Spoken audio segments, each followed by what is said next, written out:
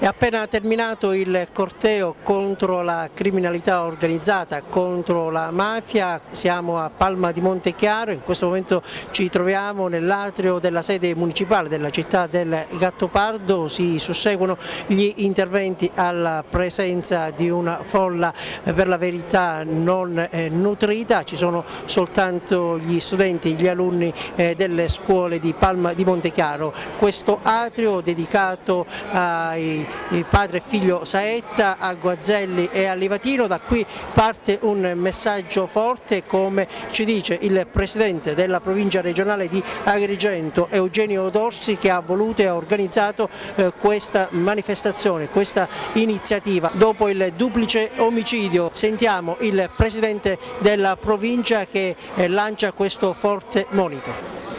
Abbasso la mafia, viva le persone per bene.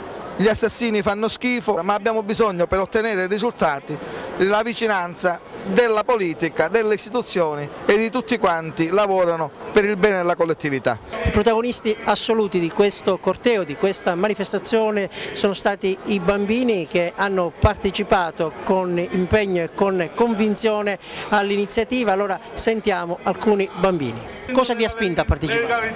Perché la legalità, che noi non vogliamo che ci siano le violenze o la mafia, non vogliamo queste cose, vogliamo la pace e la legalità. Voi piccoli siete qui, avete partecipato, i grandi sono rimasti a casa. Questo cosa significa? Che significa che non vogliono partecipare a fare la legalità.